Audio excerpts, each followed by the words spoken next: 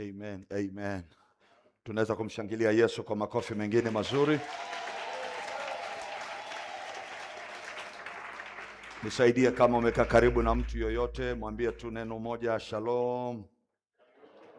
Mwambie heri ya sikukuu ya Pentekoste. Mwambie Pentekoste imewasili sasa. Tumpe Yesu tena makofi mazuri.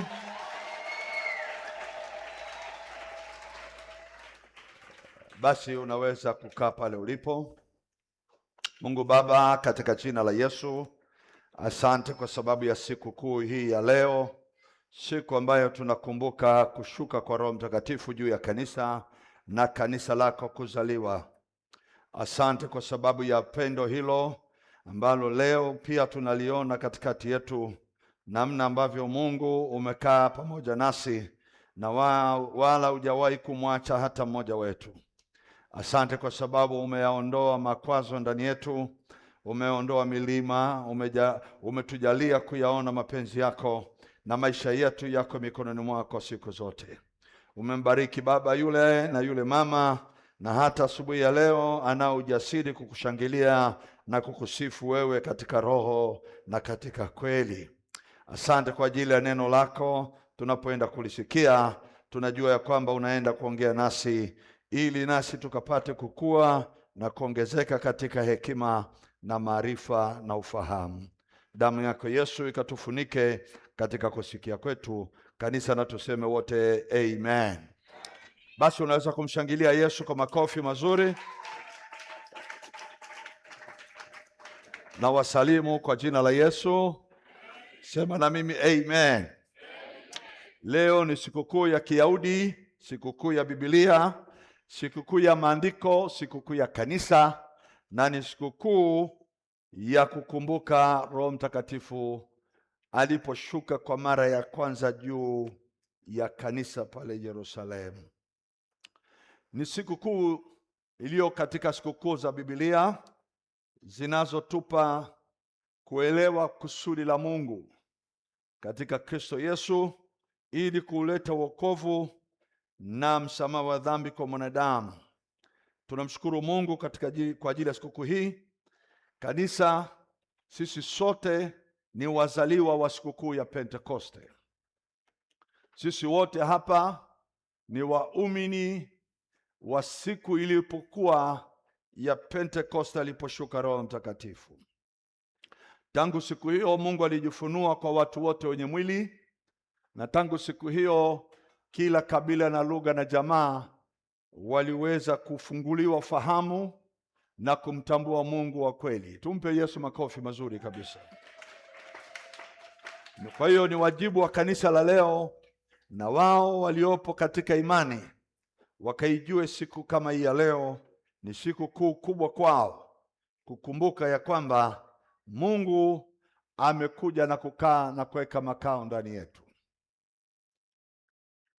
Tangu siku hiyo kila mwanadamu mwenye mwili aliyemwamini Yesu amefanyika hekalu la Mungu. Sema amen. Amefanyika makazi ya kudumu na nyumba na mahali pa kukaa Mungu ndani ya mwanadamu. Na kila mwanadamu, mwanaume na mwanamke, tangu siku kama ya leo ndipo Mungu alipoweka alama ya kuchaguliwa au kukubaliwa na kutiwa muhuri hata siku ya kunyakuliwa, ya kwamba wewe sasa ni mali ya Mungu wala si ya mwanadamu. Sema amen. Sema kwa sauti amen. Tukiwa katika sikukuu hii, kanisa linakuwa linaandaliwa kwa maandalizi ya ujio wa Yesu, kwa ajili ya unyakuo, kwa ajili ya siku ile ya parapanda itakayolia, ambayo ni moja katika sikukuu baada ya Pentekoste.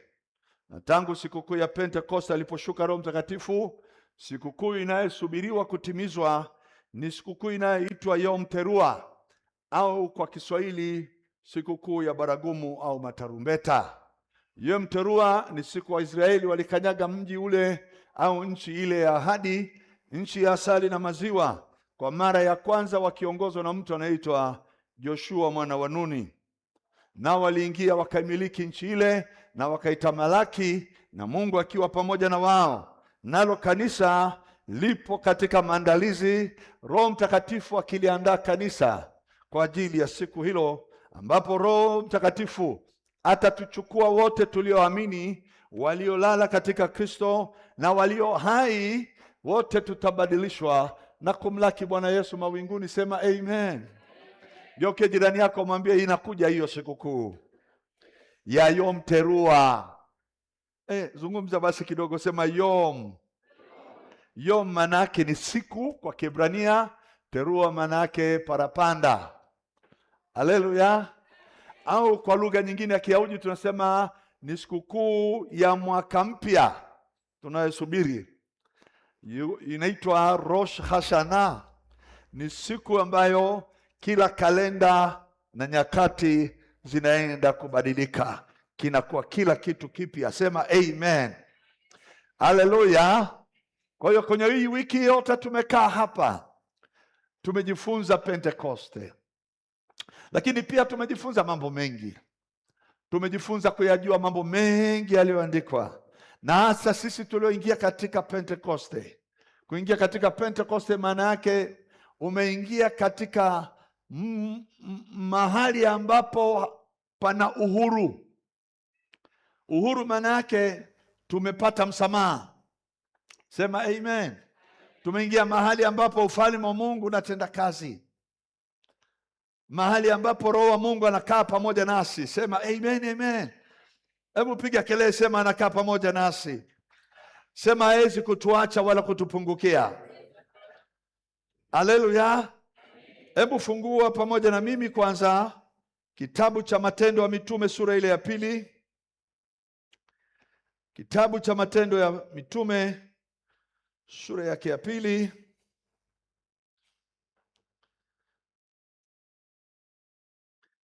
Kitabu hiki ndicho kitabu cha kwanza, ningesema cha kwanza kwenye mahali ambapo sasa kanisa limeanza.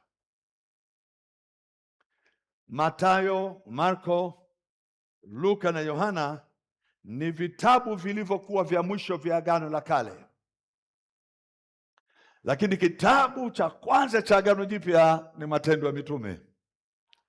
Ni Matendo ya Mitume kwa maana ndipo mahali kanisa lilipozaliwa. Roho Mtakatifu ameshika nafasi sasa, analiongoza na yupo ndani ya kanisa mpaka leo. Kwa hiyo siku hii tunaisema ni sikukuu kubwa. Inapoanza katika sura ya 2 mstari wa 1 inasema, hata ilipotimia siku ya Pentekoste, walikuwako wote wa mahali pamoja. Kukaja ghafla kutoka mbinguni uvumi kama uvumi wa upepo wa nguvu ukienda kasi, ukaijaza nyumba yote waliokuwa wameketi. Kukatokea ndimi zilizogawanyikana kama ndimi za moto uliowakalia kila mmoja wao. Wote wakajazwa Roho Mtakatifu, wakaanza kusema kwa lugha nyingine kama Roho alivyowajalia kutamka. Hii ndio siku ambapo tarehe ya leo sikukuu hii ilitimia. Huu ni ukumbusho wa tarehe hii. Bwana Yesu asifiwe. Nikwambie pia kitu kingine. Kuna sikukuu ambazo sio za sheria, lakini Pentekoste ilikuwa ni sikukuu ya sheria. Christmas sio sikukuu ya sheria. Purim sio sikukuu ya sheria. Hanuka sio sikukuu ya sheria. Hizi sikukuu tunazozisikia duniani zinaitwa sikukuu ya Christmas. Sio lazima kuikumbuka au kuisherekea, lakini imeandikwa kwamba alizaliwa. Sema amen, amen. Japo wengine wanatia mashaka, hawakubaliani na sikukuu ya Krismasi ni tarehe 25. Wengine wanasema ni sikukuu ya kipagani, wengine wanasema ni sikukuu ya miungu sio ya makabila gani. Lakini hata hivyo tukubaliane pamoja, alizaliwa. Sema amen, amen. Wakatae waamini Yesu alizaliwa. Sema amen. Lakini ukiniuliza mimi alizaliwa lini, nitakwambia alizaliwa tarehe 25 mwezi wa 12, na ninazo sababu pia za kusema hivyo. Bwana Yesu asifiwe. Mwangalie mwenzako, mwambie ziko sababu. Ndio, mimi nikiangalia kwa mujibu wa desturi ya Kiyahudi, desturi ya Kiebrania. Haleluya. Jamani, mimi kwa asili na asili ya Kiyahudi. Kwa hiyo nazungumza na wewe kwenye asili ambayo naelewa. Sio kwamba nimefundishwa darasani, ni asili. Sasa inakuwa hivi, ukichaguliwa kuwa kuhani mkuu, ukichaguliwa kuwa kuhani katika kabila la Lawi kwa mara ya kwanza, unachaguliwa kwenye sikukuu ya 6, inaitwa Yom Kippur. Yom Kippur, siku ya upatanisho. Siku hiyo yule anayeitwa kuhani mkuu ndipo anapoingia kwa mara ya kwanza hekaluni. Na Zakaria alichaguliwa siku hiyo kwa mara ya kwanza kuwa kuhani mkuu, baba yake Yohana Mbatizaji. Amen. Na hiyo sikukuu usherekewa mwezi wa 9 wa kalenda yetu. Mwezi wa 9 wa kalenda tunayoangalia leo. Na siku hiyo Zakaria alipotoka hekaluni hakuendelea tena kufanya kazi ya ukuhani kwa sababu amefanywa kuwa bubu. Kwa hiyo kazi yake ya ukuhani ilifika mwisho siku hiyo hiyo alipoingia hekaluni. Maana hawezi kuongea, hawezi kujibu lolote, amekuwa bubu. Bwana asifiwe. Lakini siku hiyo hiyo aliambiwa atapata mtoto. Alipokataa ndipo mahali alipoonyesha udhaifu wa imani yake, akawa bubu. Malaika akamfunga mdomo. Miezi 6 baada ya Yom Kippur, unahesabu mwezi wa 10, wa 11, wa 12, wa kwanza, wa pili, wa 3, ni sikukuu ya Pasaka ya Kiyahudi. Miezi 6 ukihesabu exactly kuanzia Yom Kippur, ukienda kwa kalenda utafika miezi 6, utaangukia Pasaka. Mwezi wa 3 wa kalenda hii tunayoangalia sisi ya Gregorian. Ukitoka kwenye hiyo kalenda mwezi wa 3, siku hiyo Mariamu alitokewa na Gabrieli, akaambiwa Elizabeti sasa hivi anatawa miezi 6. Haleluya. Sema amen. Kuanzia mwezi wa 3 Mariamu alipoamini naye akapokea ujauzito. Sawa watu wa Mungu? Na katika kalenda Pasaka kwenye mwezi wa 3 huwa mara nyingi inaangukia tarehe za mwisho wa mwezi. Kwenye mwezi wa 3 mara nyingine inaangukiaga mwezi wa 4. Kwa mujibu wa kalenda ya Kiyahudi. Kutokea mwezi wa 3 chukua miezi 10, miezi 9 ya mwanamke kubeba mimba. Unaanza mwezi wa 4, wa 5, wa 6, wa 7, wa 8, wa 9, wa 10, wa 11, wa 12, miezi 9 unampata mwanamke anajifungua. Halo? Bwana asifiwe. Kwa hiyo wale wanaotusumbuaga na miungu, sijui sikukuu ya miungu mingine, pamoja na kwamba sio sheria, lakini wasitubabaishe. Tunaamini alizaliwa na acha tusherekee sikukuu ya kuzaliwa kwa Yesu. Pigia Yesu makofi mazuri kabisa. Wangapi wamenielewa hiyo lugha kidogo? Nimekuchangamsha kidogo kukupa hiyo picha. Mara nyingine tunasumbuliwaga na watu, hii ni sikukuu ya kipagani. Alipozaliwa Biblia inasema hivi ili tusherekee sasa. Amen. Biblia inasema hivi, itakuwa furaha kwa watu wote. Kwa hiyo kama basi itakuwa furaha, wacheni tusherekeeni sikukuu yetu ya Krismasi. Wana wa Mungu sawa? Geuke jirani yako mwambie sherekea kwa raha zako. Wangapi wananisikiliza hiyo? Kwa hiyo ukisherekea ni wajibu, maana imeandikwa ni furaha kwa watu wote. Kwa hiyo wewe uamini usiamini, sisi tutafurahi tu. Sema amen. Lakini sikukuu ya Pentekoste ni sikukuu ya sheria. Sheria maana yake pana lazimu kusherekewa kila mwaka ili ifike wakati aliyeandikiwa atimize. Kwa hiyo aliyeandikiwa kutimiza sikukuu zote ni Yesu Masihi. Kwa hiyo kwenye hiyo sikukuu tunapata kujua ya kwamba Yesu aliondoka kimwili. Amen. Aliondoka katika siku ya 40 baada ya kufufuka. Mnanisikia kanisa Alifufuka siku ya 3, siku ya mzaliwa wa kwanza, sikukuu ya mzaliwa wa kwanza. Baada ya kufufuka siku ya 3, tunaanza kuhesabu siku 50. Alionekana akiwatokea watu kwa siku 40.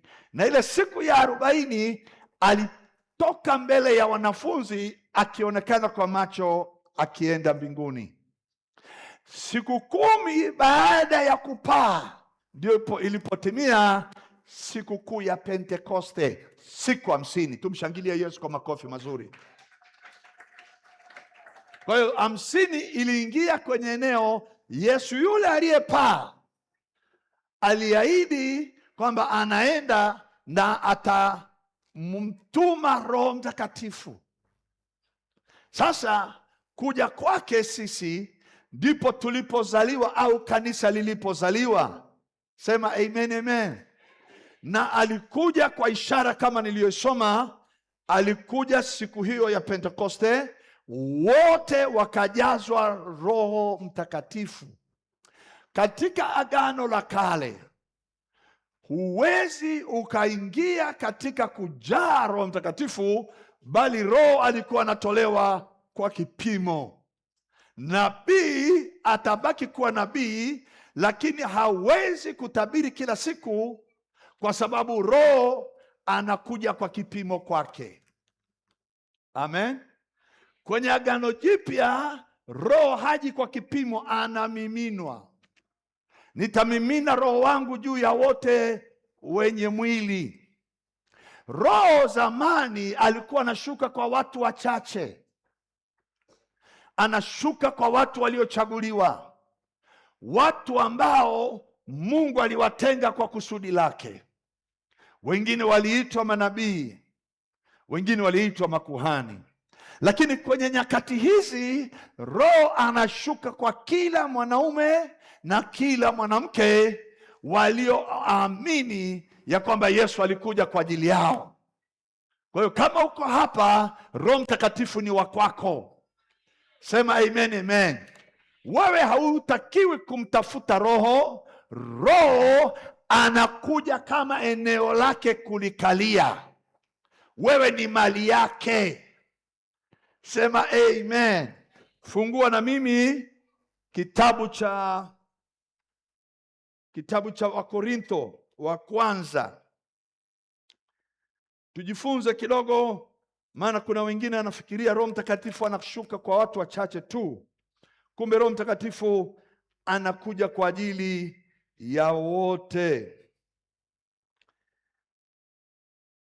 Wakorintho wa kwanza sura ya 6 na mstari wa 19 na mstari wa 20. Maandiko yanasema hivi: au hamjui ya kuwa mwili wenu ni hekalu la Roho Mtakatifu aliye ndani yenu, mliepewa na Mungu, wala ninyi sio mali yenu wenyewe? Mpigie Yesu makofi mazuri kabisa.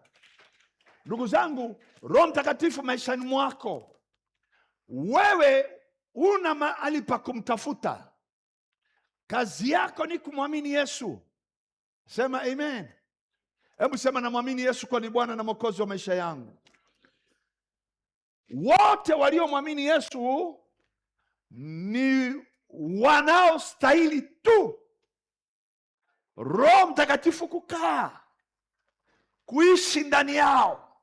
Mstari wa 20, maana mlinunuliwa kwa thamani.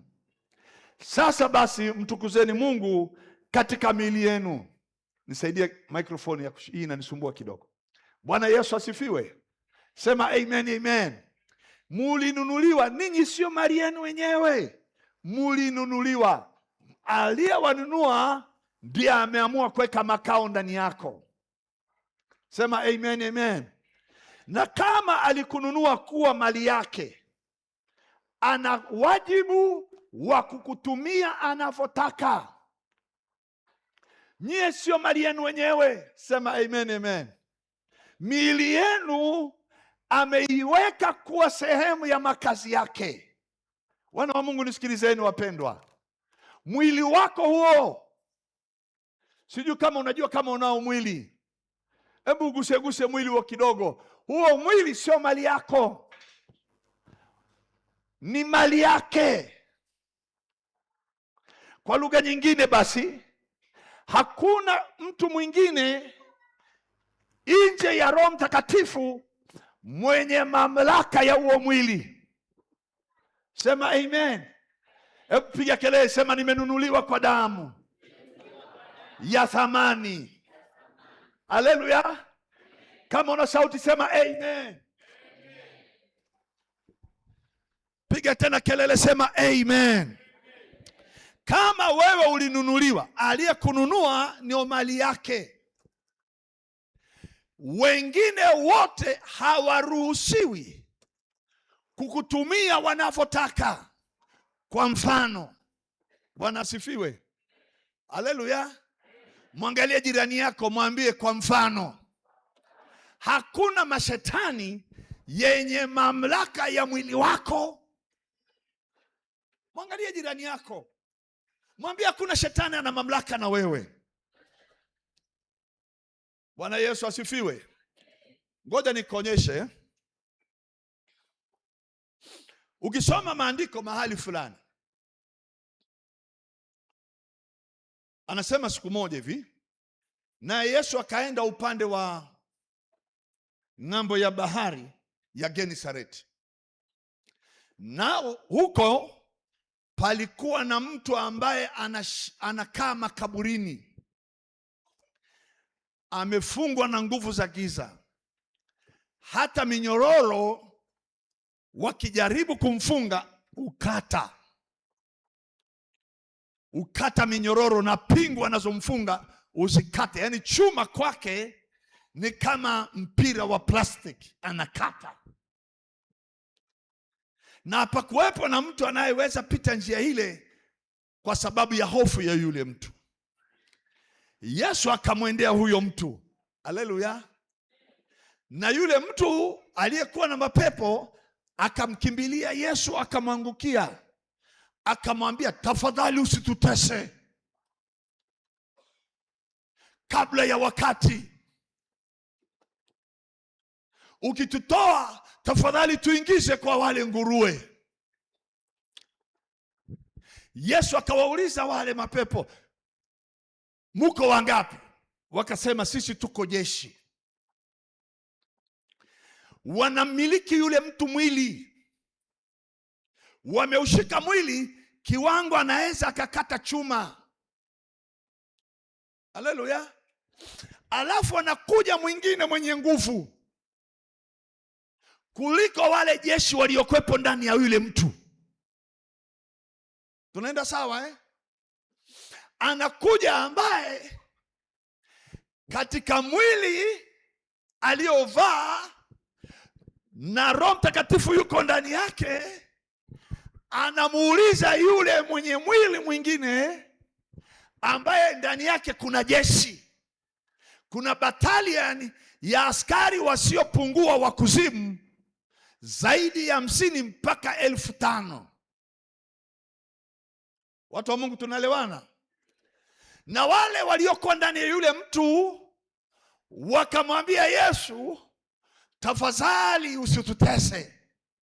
Sasa pata picha, huyu yuko mmoja ndani yake, Holy Spirit, katika mwili anaitwa Yesu. Sema amen.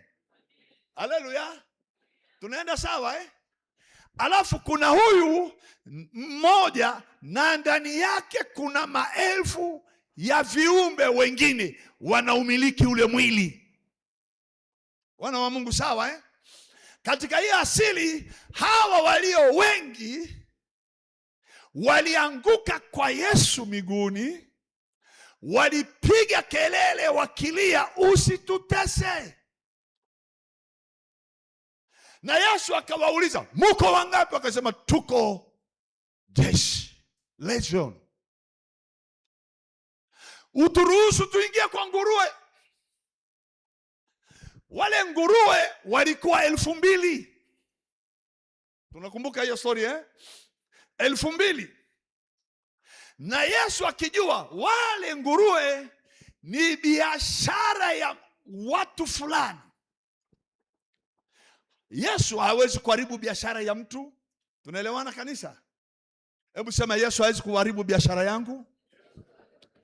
Lakini ikiwa biashara yako inahusika kufanikiwa kwako kwa kumtesa mtu mwingine, Yesu ataiharibu.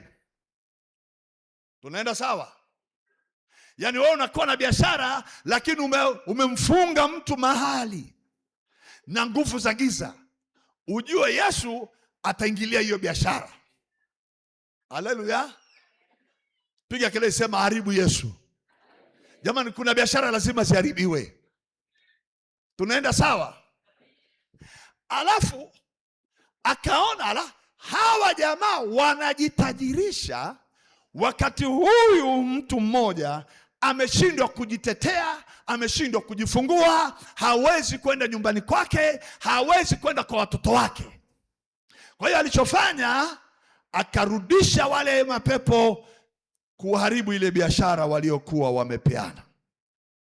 Nguruwe wakaingia majini.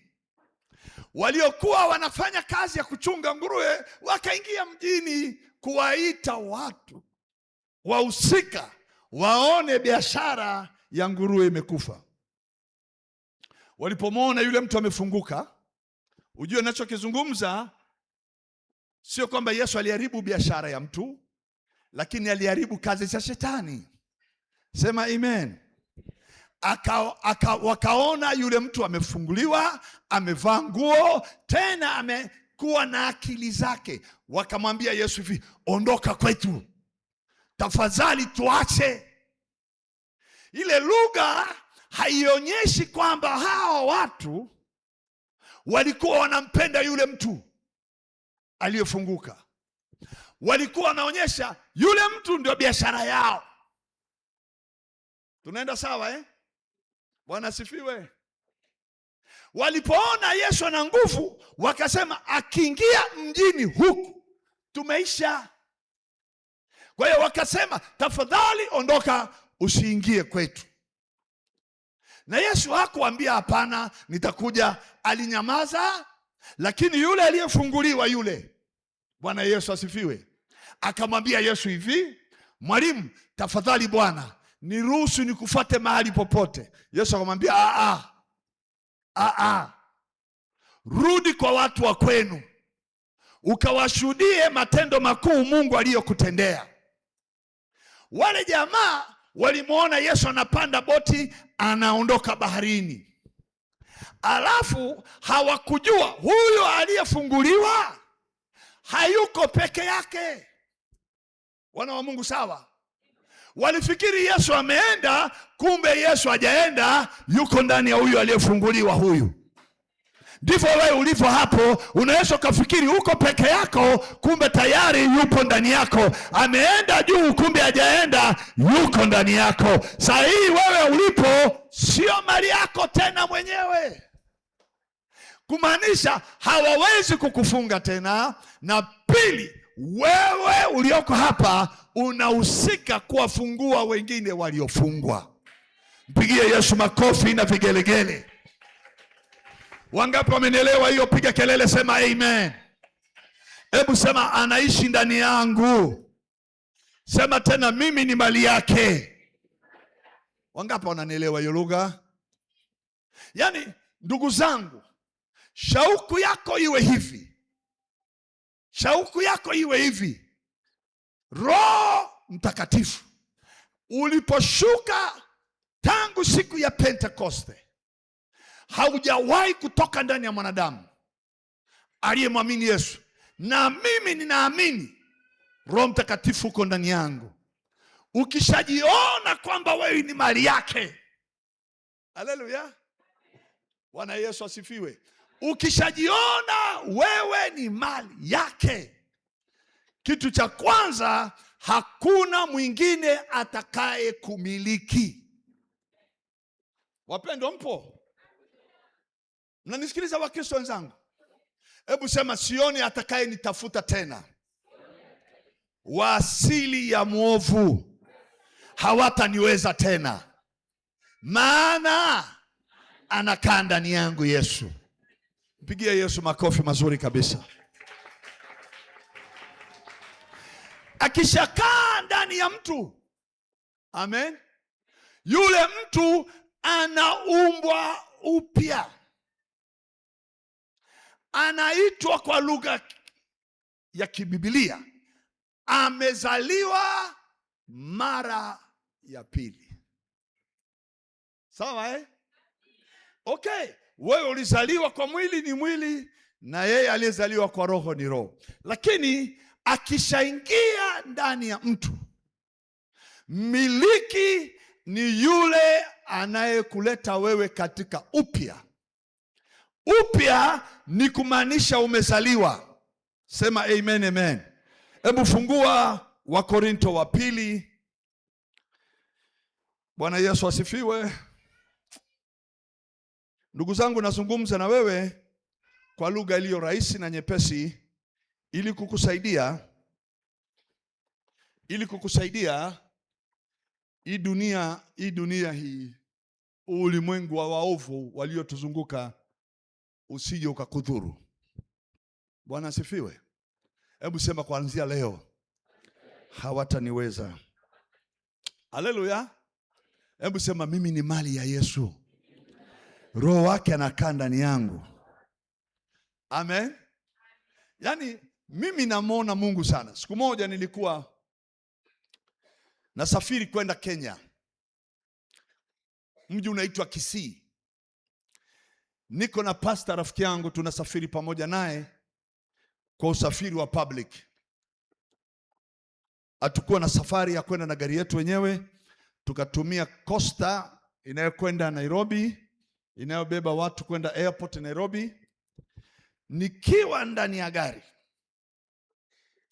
mimi huwa na tabia ya kulala usingizi kama mazoea. Ninalala usingizi kabisa. Nikalala, nikaona ajali, nikashtuka. Nikamwambia huyo mtumishi nile naye, nimelala lakini nimeona ajali. Nikalala tena mara ya pili. Hapo tunaanza safari kutoka Arusha. Ajali. Nikamwambia nimeiona ya pili. Nikaona tena ya tatu. Tumefika Namanga sasa.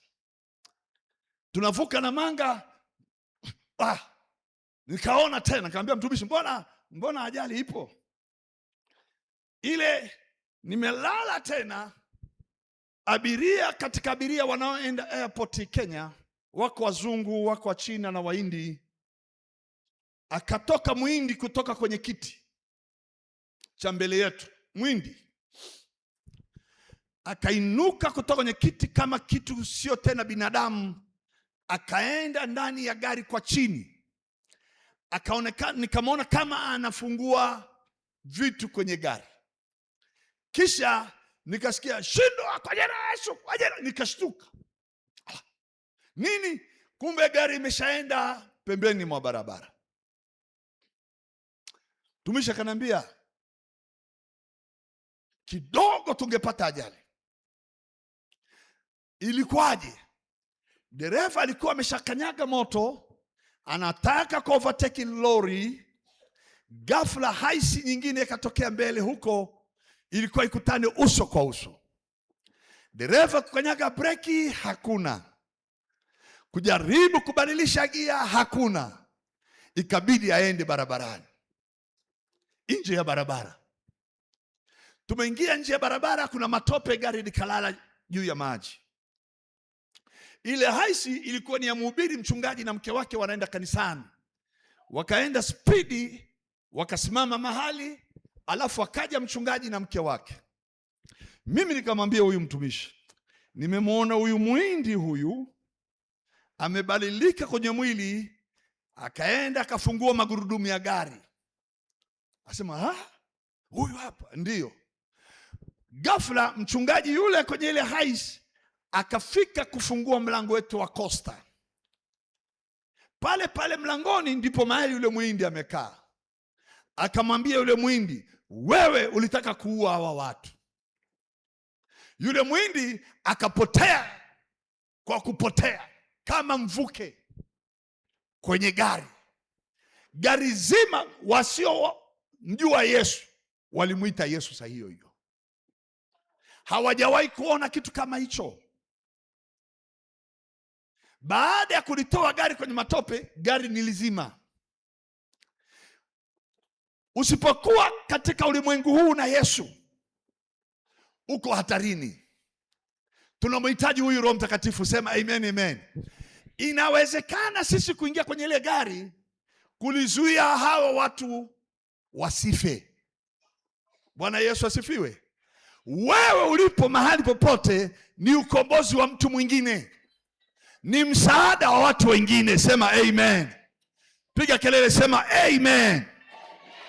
Kwa hiyo Roho anapokuwa ndani yako anakufanya wewe kuwa mtu mwingine. Wa Korinto wa pili sura ya 5 mstari wa 17 anasema, na hata imekuwa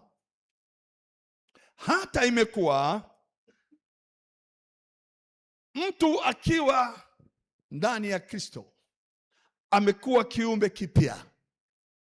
Sema amen. Amekuwa nani? Ya kale yamepita, tazama yamekuwa mapya. Ndugu zangu wa Kristo, hebu sema pamoja na mimi ni kiumbe kipya. Sema, ya kale yamepita, yamekuwa mapya. Ikifika mahali aliye ndani yako sahihi amekuzaa wewe, ni mali yake. Amen. Hawezi kukuacha kuwa wa kawaida. Kiumbe kipya tafsiri yake ni hii: ni mtu wa namna ya Kristo. Haleluya, Bwana asifiwe. Wewe ni mtu mwingine kabisa kabisa. Ngoja nikwambie, siku moja Samuel akaambiwa na Mungu, nenda katika nyumba ya Yese ukamtie mmoja katika watoto wa Yese mafuta kuwa mfalme wa Israeli. Naye alipofika akamtia Daudi mafuta, akamwambia hivi, Bwana amekuchagua wewe kuwa mtu mkuu. Amen. Kuwa mtu mkuu. Wewe ndiwe utakayewaokoa Israeli na adui zao. Haleluya. Bwana Yesu asifiwe. Anamtia mafuta, anamwambia utakwenda kuwa sababu ya wokovu kwa wengine. Daudi akabaki kuwa ni mtoto wa Yese, lakini katika umbo la rohoni, umbo la macho yasiona, Daudi ni mtu mwingine. Yuko machungani, yuko kwenye kazi ya kuangalia wanyama wa baba yake. Akatokea simba. Haleluya. Akatokea simba, akashika moja ya wanyama Daudi aliyekuwa anachunga. Daudi akiwa amejazwa Roho wa Mungu akamshika simba kinywa, akamtoa kondoo mdomoni mwa simba, kisha akamwangamiza simba. Ni mtoto mdogo wa miaka 16, lakini Roho wa Bwana yu juu yake. Ni mtu mwingine, ni kiumbe kipya. Sema amen, amen. Sikuangalii wewe Mkristo kama mtu dhaifu ikiwa Roho wa Mungu anakaa ndani yako. Haleluya. Tulikuwa Kenya, ile safari ya Kisii, nilikuwa naenda Kisii. Nilipofika Kisii, mchungaji mwenyeji aliyetukaribisha akasema hivi, siku 2-3 hizi zote nasikia sauti kwenye masikio yangu inaniambia unakufa. Kwa hiyo ninaogopa kutoka barabarani, ninaona kama nitakufa. Kaambia, pastor, huwezi kufa, twende tukahubiri Injili. Akasema hapana, hofu imenishika, ni mwenyeji. Akabaki ndani. Ana kanisa la watu 2000, kanisa kubwa mno. Nikawa nje kwenye mkutano sokoni, niko uwanjani, tukaletewa barua ya kufunga mkutano na manispa. Kiko kibali cha mkutano, lakini tukaletewa barua ya kufunga mkutano. Nikiwa kwenye jukwaa nikasema hivi, kama kuna kibali cha mkutano tunacho, hatufungi mkutano, tutaendelea na mkutano. Sasa sikujua kumbe kuna watu wameenda kwenye ulimwengu wa roho mpaka Nigeria ili kutafuta superpower ya kunizuia kwanza nisifike kwenye mkutano. Namba 2, wakamuingia mchungaji kwa hofu. Sasa mimi nikiwa uwanjani, sikuishi vita, sikuona majaribu, sikuona watu wa manispa wakirudi tena. Nikamaliza mkutano Jumapili kama ya leo, asubuhi ibadani, ndio siku ya mwisho ya mkutano. Viongozi wa kanisa wana tabia ya kukaa mbele pale, huku juu hakuna mtu, niko peke yangu kwenye madhabahu. Sauti kanambia, wameingia watu ndani ya kanisa ambao wamekusudia kukuua, wakamate. Mimi sijajua jinsi ya kukamata hawa watu, lakini sauti inaniambia wakamate. Tunazo kamera na nazo video mpaka za hiyo siku. Nikawaambia wahudumu wa kanisa, fungeni milango, kuna watu humu ndani lazima tuwakamate, wako 12. Niliposema hivyo, mashemasi hawanielewi. Nikasema fungeni. Kumbe hawa jamaa hawako kama mimi ninavyofikiria, kwamba eti mlango utawazuia wasikae, wasitoroke. Nikasema hivi, leo tunawakamata, wako humu ndani. Nikashtukia mtu ameanguka pembeni yangu, sijui ametokea wapi, na kuna kitu kama hii, kaangukia wapi? Mchungaji mwenyeji yuko hapo, msaidizi wangu wa huduma yuko pale mbele. Niliona hatua ya kwanza wako kule nje, kwa hofu kwamba wao sasa wamefikiwa.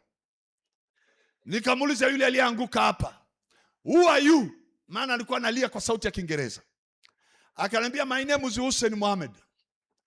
Nikamuuliza, unatokea wapi? Akaniambia, Abuja, Nigeria. Nikamuuliza, umekujaje hapa? Akasema, mimi ni kiongozi wa miungu wanaotawala Nigeria, nimeletwa hapa kukuzuia usifanye mkutano. Mwaka jana ulikuwepo hapa, kazi za watu ndani ya mji ziliharibika. Sasa wamekuja kuomba msaidizi tukuzuie usije na mkutano usifanyike, lakini tumekushindwa kuanzia barabarani. Tumejaribu kutengeneza ajali, hatukukupata. Tumejaribu hata asubuhi ya leo, kabla hujaja hapa, mkitoka ofisini kwa mchungaji mupate ajali njiani, tukakukosa. Nikasema ala, na nao mfuko. Nikaufungua mfuko, ni kijana wa kiume anaitwa Hussein. Nikamwambia, sasa niko hapa, niue. Akaniambia, unazungukwa na malaika wengi, hatuwezi kukugusa kabisa. Nikanaangalia malaika, siwaoni. Mwangalie mwenzako, mwambie wapo hapa hapa. Haleluya. Nataka iwe hivi kwako. Wewe sio mali yako mwenyewe, kuna aliyekununua. Wanaokuja kinyume na wewe hawatakuweza. Watakuja na silaha zao, hawatakuweza, maana ulinunuliwa kwa thamani na Mungu anakaa ndani yako. Sema amen. Hebu piga kelele, piga makofi mazuri, shangilia Yesu, haleluya. Mgeukia jirani yako, mwambie usiogope lolote. Sijui kama kuna mtu ananisikiliza hapa. Kama unanisikiliza sema amen nzuri. Tukamwambia sasa yule mtu, mchungaji mwenyeji pamoja na msaidizi wangu wakaniambia muulize, amekuja pia kutuua sisi? Ngoja nikwambie kanisa, kuna maisha unaishi unafikiri uko peke yako. Hauko peke yako. Kuna hisia zingine zinakuja kama wewe unashambuliwa, hawatakuweza katika jina la Yesu. Watakuja na silaha zao, hawatakukaribia. Mimi sijaona Muhindi yuko kama abiria. Tunaenda wote Nairobi, anapotea. Hawatakuweza. Watakuja na asili yoyote, tunaenda sawa eh?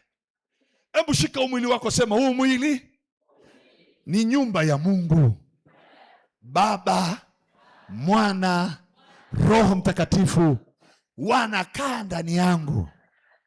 Mimi sio mali yangu mwenyewe.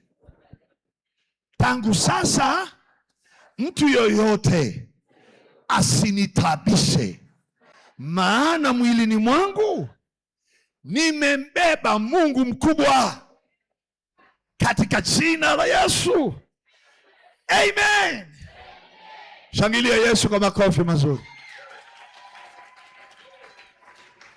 Ikafika jioni, tukamaliza mkutano, tukamaliza chakula cha usiku, tukaenda zetu hotelini kulala. Tukalala tunalala hoteli kubwa kidogo, ina zaidi ya ghorofa 3 pale Kisii. Tuko kwenye ghorofa ya mwisho, mimi na mwenzangu msaidizi, kila mmoja na chumba chake. Ilipofika saa 6 za usiku, tukasikia kelele za mbwa. Mbwa wengi. Nikaamka usingizini. Mbwa kwenye hiyo hoteli? Haiwezekani. Nikaamka nikamfuata mwenzangu chumbani kwake, nikamgongea. Pastor Jeremiah, amka bwana. Sauti iko ndani ya ghorofa hapa juu.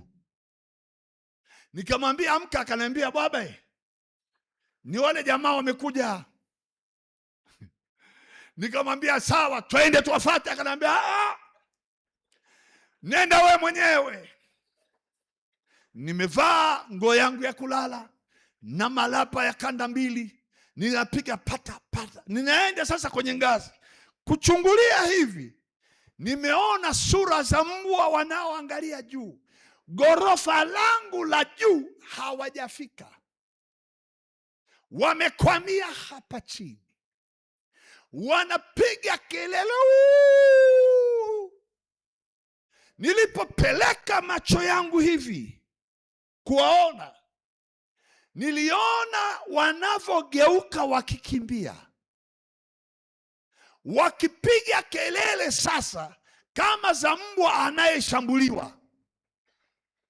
Na mimi nikaanza kuwafuata nyuma na mandala yangu mpaka mwisho, sijawaona wamepotea wapi. Nikafuata mlinzi, nikamwambia mbwa wako wapi? Akasema hamna mbwa hapa. Sala, hii hoteli ya mfugi mbwa? Hapana. Nikasema ni wale jamaa, mbona wamekimbia sasa? Na mimi ndivyo ninavyotaka nikwambie, watakuja kwa maelfu lakini watakimbia mbele yako tu. Watakuja wamekusanyana lakini watakimbia tu. Watajikusanya wenye nguvu zaidi lakini watakimbia tu. Piga kelele, sema amen. Watakimbia tu hata iweje. Haleluya. Geukia jirani yako, mwambie wewe unatisha. Hawakuwezi. Sema mimi ninakaa ndani ya Yesu na Yesu ndani yangu. Hebu fungua pamoja na mimi kitabu cha Yohana. Kabla hujaenda Yohana, tukazie hapo kwa kumalizia kwa haraka. Haleluya. Waraka wa kwanza wa Yohana sura ya 3.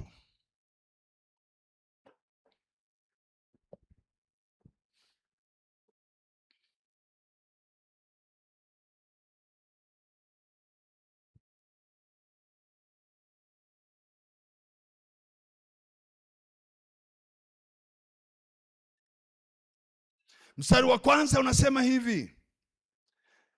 Waraka wa kwanza wa Yohana sura ya 3. Tazameni ni pendo la namna gani alilotupa Baba, kwamba tuitwe wana wa Mungu, na ndivyo tulivyo. Sema amen, amen. Kwa sababu hii ulimwengu haututambui kwa kuwa hawakumtambua yeye. Watu wakikuangalia wanakuona kawaida, lakini sisi ni wana. Sisi hapa tulivyo ni wana. Tukizungumza kusema neno mwana, tunazungumza ranki ya juu sana, ya juu sana. Katika maandiko ya Agano Jipya, ranki ya uungu wa Mungu ya juu kwa mwanadamu ni kuwa mwana. Unanisikia nye kanisa? Hebu nyanyua mkono juu, sema mimi ni mwana wa Mungu. Hata kama wajajua, ni kwa sababu hawakumjua Yesu, lakini ndivyo nilivyo. Mimi ni mwana. Ndugu zangu, ukishajijua wewe ni mwana. Nilikupa andiko limoja, waraka huo wa Yohana sura ya 5. Soma sura ya 5 mstari wa 4.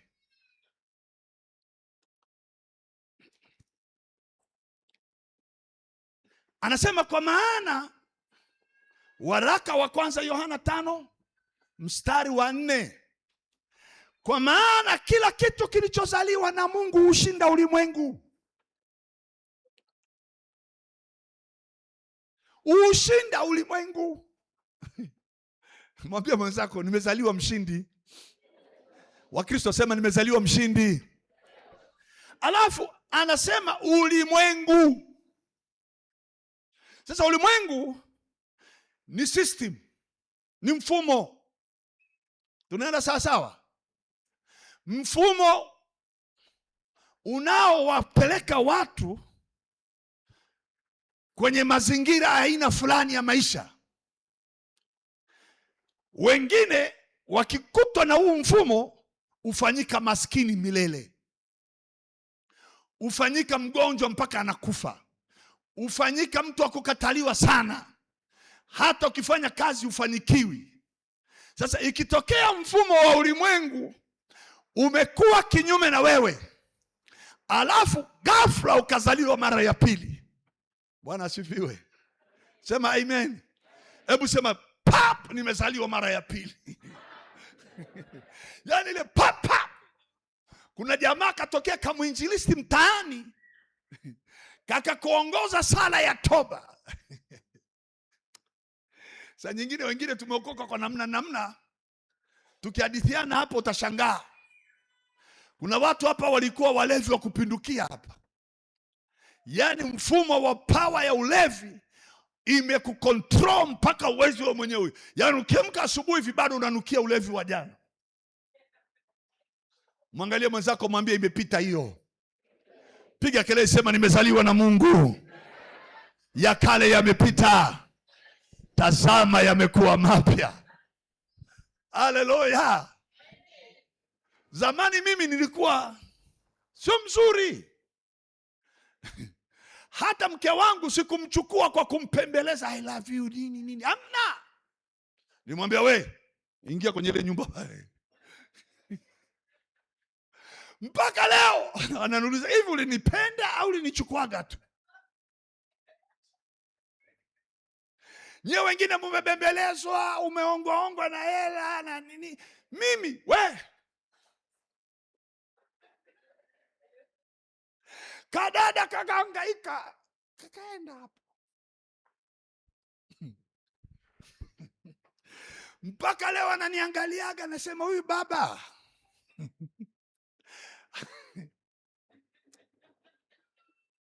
alafu ndo amenizalia watoto wakubwa, mpaka naona raha. Namwambiaga nisinge kuchukua vile usinge nikubali. Lakini hiyo wengine mpaka na ng'ombe meonga na nini, alafu bado unakataliwa. Mimi nisema hey, nilikuwa mura, ingia hapo tata. Nilikuwa sio mwanaume wa kawaida, usinione hivi nimependeza hivi ninang'ang'aa hivi we.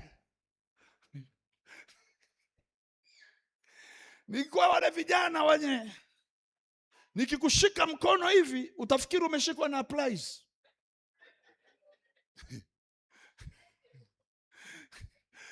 Alafu ndevu zangu zilikuwa zinaota moja moja. Kwa hiyo nilikuwa na sura ya ajabu, na ziache ndevu moja iko huku nyingine.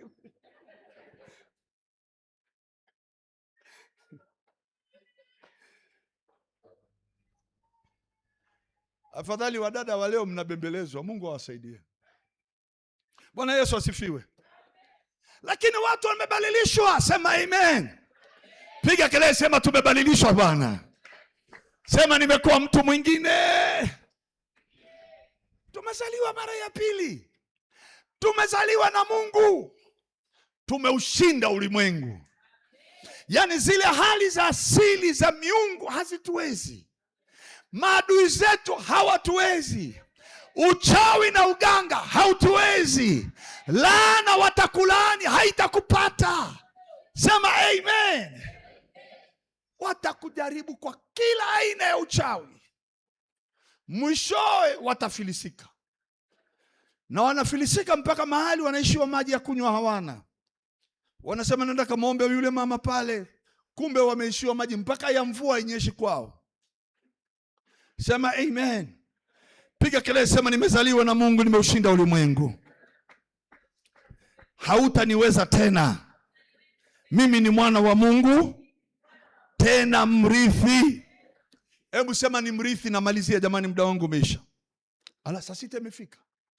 Wow. Pastor, tunamalizia dakika ngapi? 15:30. Oh, na nusu sitakuwa nyingi sana, watu watakaa hapa. Wangapi wanasema sawa? Nitarudi tena Musoma.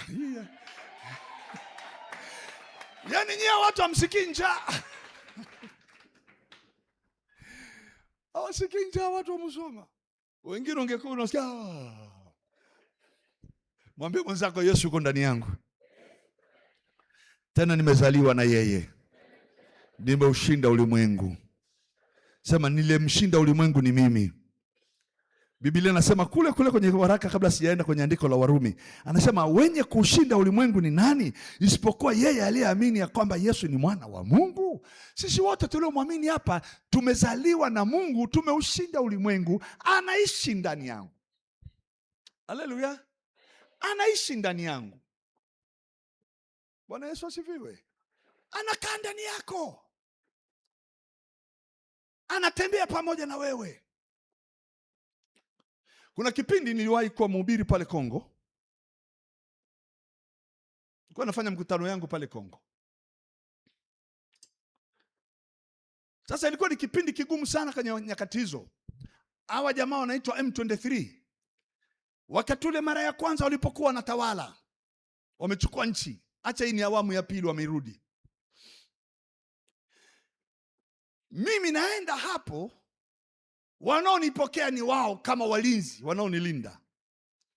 Nasindikizwa na wao, nimechukuliwa kutoka hapa napelekwa kanisani, mabunduki yananizunguka kila upande. Wanasema nabii, nabii. Mimi sijai kujiita nabii. Na naogopa kujiita nabii kwa sababu ni cheo kidogo sana. Cheo kidogo sana. Mimi ni mwana. Mwangalie jirani yako, mwambie mwana ni mrithi. Haleluya. Oh, nabii wa Bwana, nabii wa Bwana. Mimi ni mwana. Wewe unajua maana ya mwana wewe? Jamani, wengine hapa tunawatenda kazi manyumbani, si ndio? Lakini kila mfanyakazi wako hawezi ingia bedroom yako. Lakini unaweza kukuta umelizaa litoto ni likubwa, hata halina aibu, lina mandevu yake, linaingia tu kwenye chumba chako. Na unamuuliza wewe, unaingia hata bila hodi. Kwa sababu ni mwana, anaweza akasubutu. Lakini mfanyakazi, we tafadhali, anaweza akakosa kazi siku hiyo hiyo. Mwana, usifanye mchezo na mwana nyie wa Kristo. Haleluya. Jamani, waliozaa sema amen. Jamani, mwana ni mtamu nyie. Mtoto. Una litoto lijambazi. Afande samani. Lijambazi litoto. Lakini unaenda kulitafutia mzamana.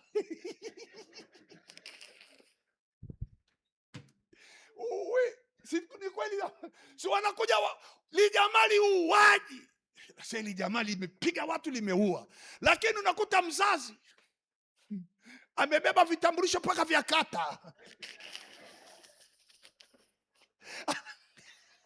Anachotafuta tu mwanangu. Sasa ukiwa mwana wewe, I say, sijui itakuwaje. Mwambie mwenzako kitaeleweka siku hiyo. Siku hiyo Mungu haji na kitambulisho cha kata, anakuja mwenyewe. Piga kelele, sema anakuja mzima mzima.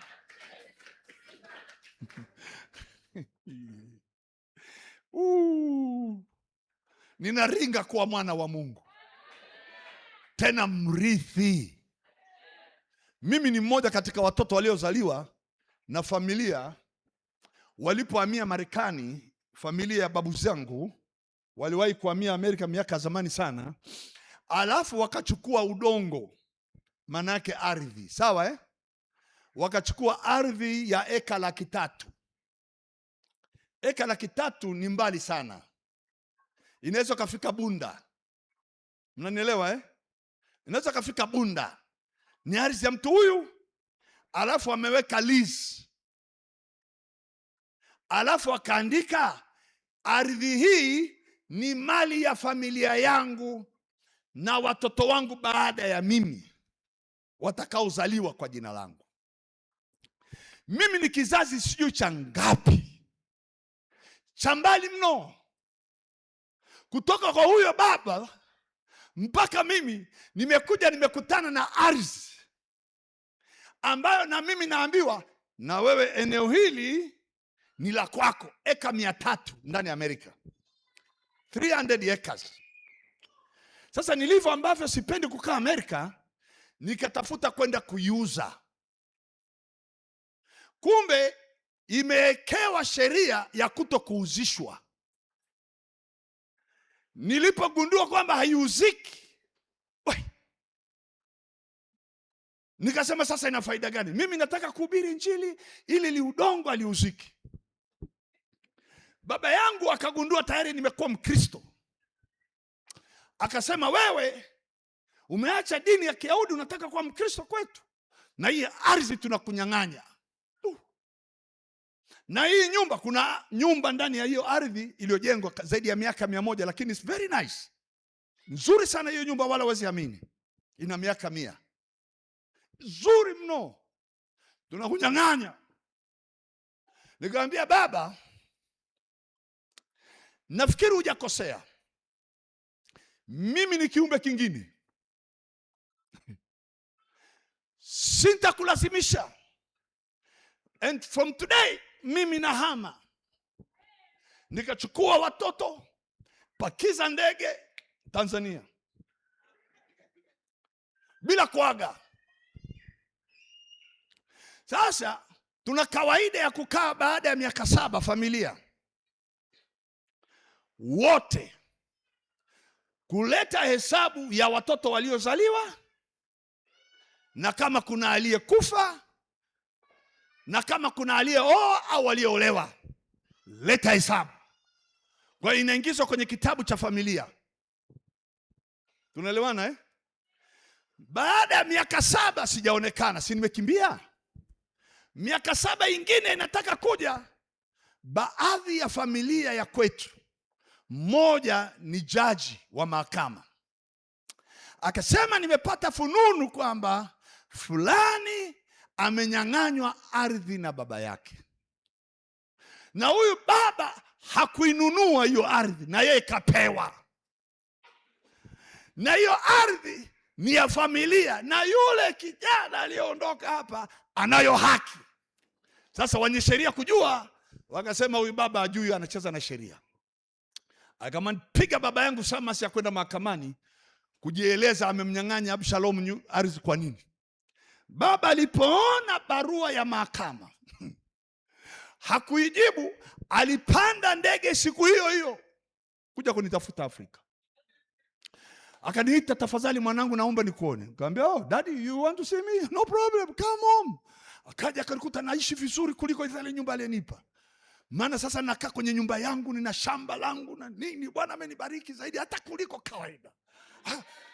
Akaniambia, oh, unajua mimi ni baba yako, unajua hauna baba mwingine. Nikamwambia, I know that daddy, I know that daddy. Akaniambia, nimekuja, nilikosea kuchukua ardhi yako, tafadhali saini hapa kwamba hujanyang'anywa na unayo. Mimi sijui kuna jamaa anatakiwa ajibu mahakamani. Ngoja nikwambie, hakuna mtu atachukua baraka yako, hata atokee nani.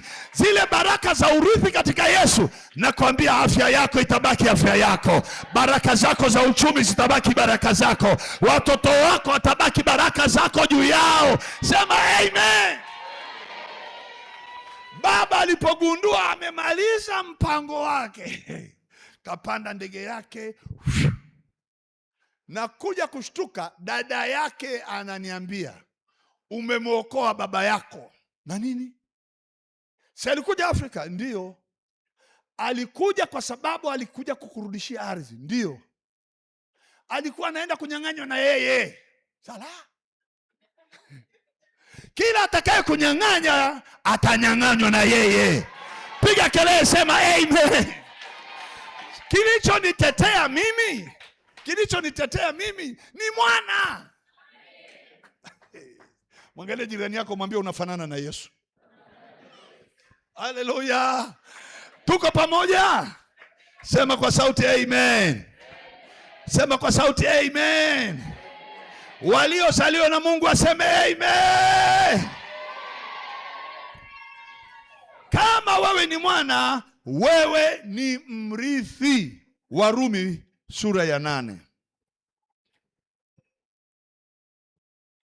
Haleluya. Mimi naomba nitamalizia kwa haraka. Leo jioni nitafanya maombi. Tangu nimekuja sijawaombea watu, lakini wacha leo nitaombea watu. Sura ya 8 Warumi, mstari wake wa 14 mpaka 17.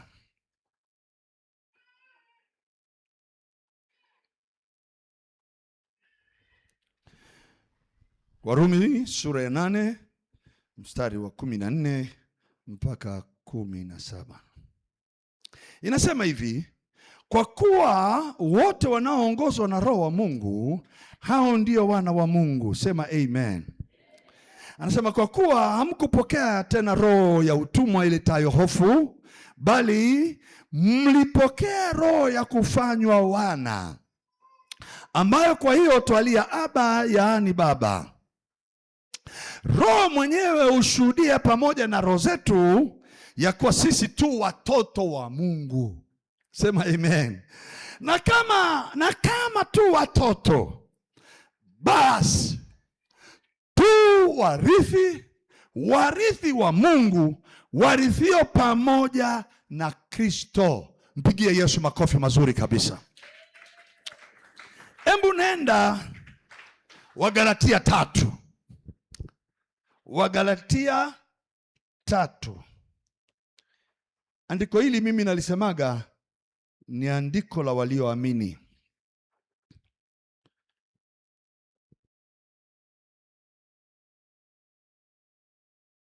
Mstari wa 26 mpaka mwisho.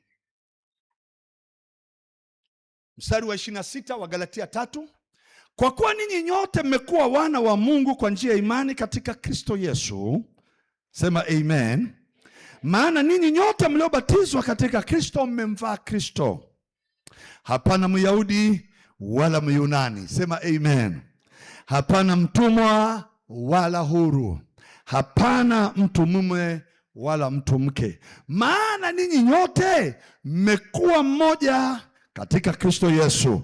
Mstari wa 29, na kama ninyi ni wa Kristo, basi mmekuwa uzao wa Abrahamu na warithi sawasawa na ahadi. Wow.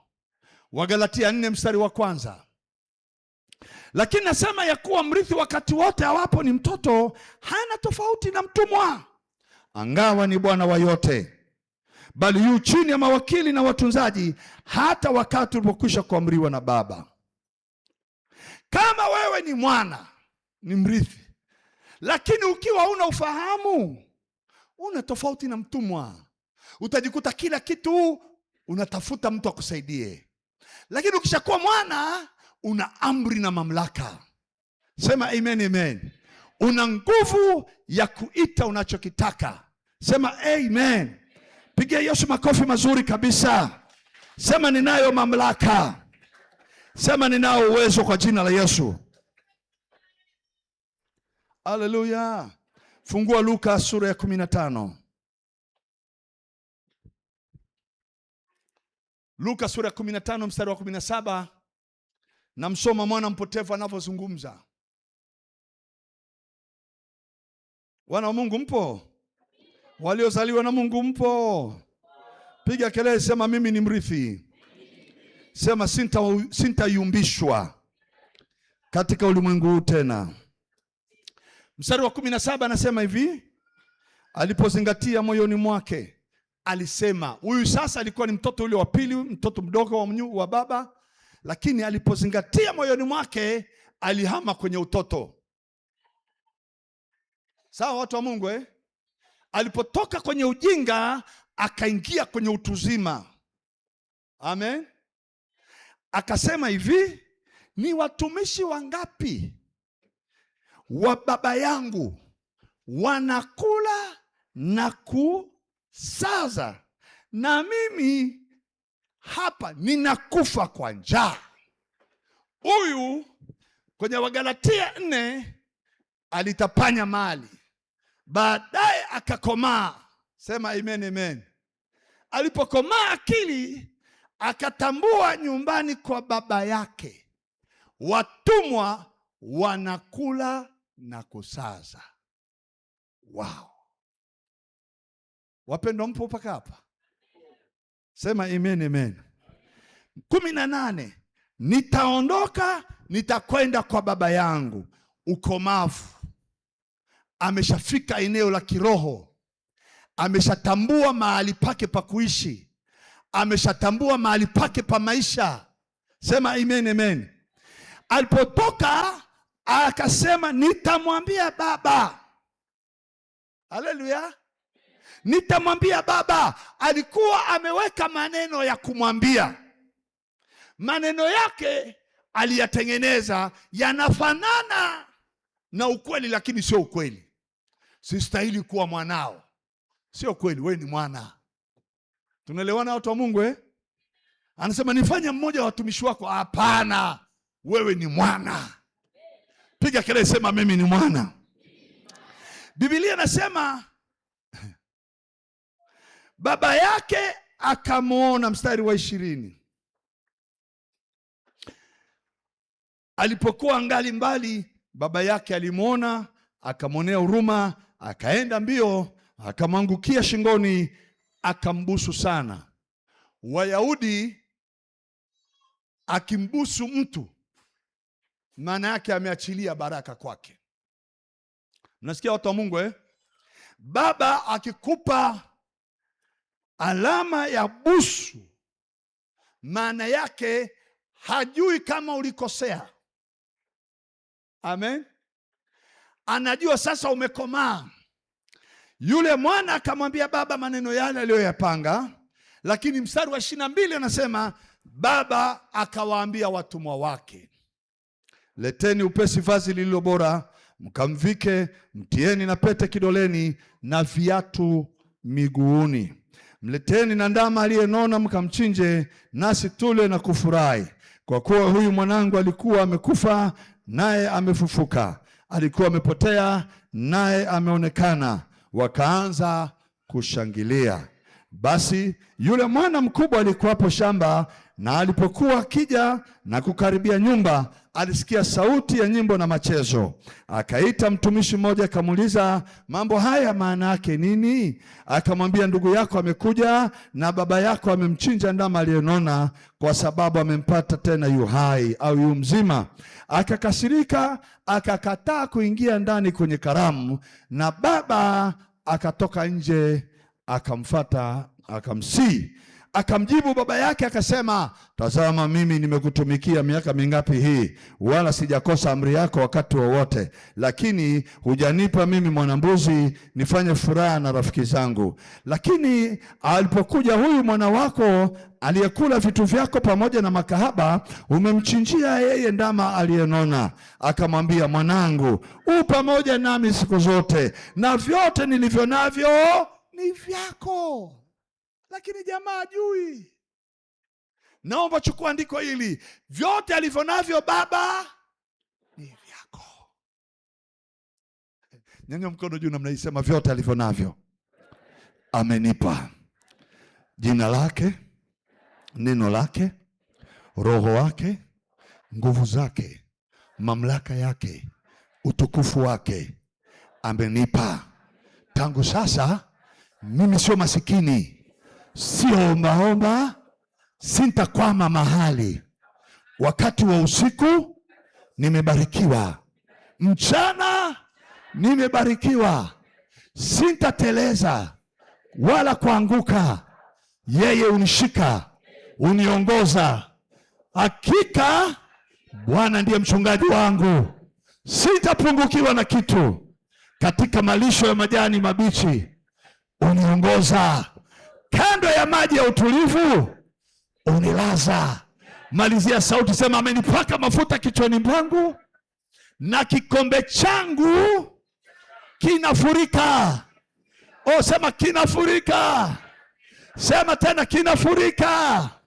Hakika wema na fadhili zake zitanifuata siku zangu zote, nami nitakaa nyumbani mwa Baba milele.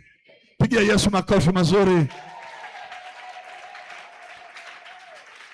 Ninatangaza historia mpya inaanza leo kwenye maisha ya watu waliofikiria kwamba hautafanikiwa, watakwenda kupoteza muda wao wakikuangalia.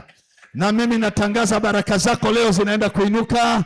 Unaenda kutoka mahali hapa, wewe unaingia kwenye urithi wako, na kilichonyang'anywa kinarudishwa katika jina la Yesu. Hata kama ulichelewa, lakini sasa nimepata akili, ninaenda kuzimiliki kila baraka. Sema amen. Hebu mwangalie jirani yako, mwambie, utanijua mimi na nani very soon. Siku moja bwana, namalizia sasa maana muda umeenda. Amen. Bado dakika 8. Wow. Si nimeambiwa na nusu? Tumekubaliana jamani? Chakula ni kwa tumbo na tumbo ni kwa chakula, na vyote vitatoweshwa, lakini neno la Mungu litadumu. Siku moja jamaa mmoja alikuwa anabebwa na watu 4. Alikuwa amepooza, anapelekwa kwa Yesu ili amponye. Alipofika pale alipokuwa hapo kwenye nyumba, makutano yalikuwa ni makubwa, wakashindwa kumuingiza yule mtu ndani ya nyumba. Na walijaribu hata kuwasihi waliokuwepo pale mlangoni, tafadhali mturuhusu tumfikishe huyu jamaa pale kwa Yesu. Na Yesu aliwaona, akajua hawa jamaa wanamzuia huyu mtu asiingie. Na Yesu hakusema fungueni mlango aingie. Akaacha hawa jamaa walioko kuwa na yule mgonjwa wapambane mpaka wamlete huyu jamaa kwa Yesu. Kuna watu kwa kawaida hawataruhusu ufanikiwe, lakini Yesu atakuacha akuangalie, je, una akili? Ukakata tamaa, ukarudi na matatizo, au utaamua lazima mimi leo hii yupo hapa, lazima nifike kwake. Tunaelewana eh? Wale jamaa wakasema mnagoma mtajua basi tumeamua. Mtajua liwalo na liwe. Wakajaribu labda mlango mwingine wakakataa, mlango mwingine wakakataa. Sema okay, potelea mbali. Wakapanda juu ya dari, wakaanza kuleta nyundo, vunja. Wakavunja hapa Yesu alipokuwa, asema msivunje kule, akai kule, msivunje, vunjeni pale hapa, yuko upande huu hapa. Jamaa walikuwa na kobiro wanapima alipokaa Yesu, wakajua yuko hapa. Biblia inasema walipokuwa wanabomoa, Yesu anajifanya hasikii, anaendelea tu, anafundisha watu neno lake huku Yesu anasema endeleeni kubomoa, msiache, bomoeni. Yani Yesu amewapa na nguvu ya kubomoa. Wakati unaamua kufuatilia muujiza wako, hata kama muujiza ni mgumu na ueleweki, lakini atakutia nguvu uendelee kufanya mpaka upenyo utokee, mpaka mlango ufunguke wa kwako, sio mlango wa watu wengine, wa kwako mwenyewe. Piga kelele, sema mlango wangu mwenyewe. Huu mlango wa kungojea watu hawa wakusaidia, wakuruhusu, kesho watakufungia tena. Jamaa wakabomoa wakwao wenyewe, na huu hapa hakuna atakayeingia, ni hawa jamaa wenyewe hawa. Wakashusha godoro alipokuwa hapa. Yesu akaongea tu, akaacha kuhubiria hawa jamaa wengine, na nafikiri ibada iliisha. Kamwangalia jamaa akamwambia, mwanangu, umesamehewa dhambi zako. Kulikuwa na viongozi pale wakasema, jamaa huyu na magani tena? Hakuna mwenye amri ya kusamehe dhambi isipokuwa mmoja, ndiye Mungu. Anakufuru jamaa. Wanawaza, kumbe hawa jamaa wako humu ndani lakini hawana furaha mtu akisamehewa dhambi. Hawafurahi mtu akibarikiwa, lakini wanaonekana kama wako pamoja na sisi, kumbe hawako na Mungu. Wapo kwenye uwepo pamoja na sisi, lakini mioyo yao haijamjua Kristo ni nani. Sasa Yesu akashughulika kwanza. Mwanangu wewe, mwanangu, mwambie mwenzako mwanangu. Usifanye mchezo ukiitwa mwana.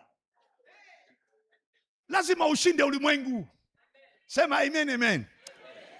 Umesamehewa dhambi zako. Jamaa akatamkiwa tamko lisilo la kibinadamu. Ni Mungu tu peke yake anatoa ile tamko. Walipowaza jamaa mioyoni, Yesu akaambia, mbona mnafikiri hivi nafsini mwenu? Lepesi ni lipi? Kumwambia huyu aliyepooza umesamehewa dhambi, au inuka jitwike godoro lako uende? Wale jamaa mioyoni wakasema, kumwambia inuka hata haiwezekani, sio rahisi namna hiyo.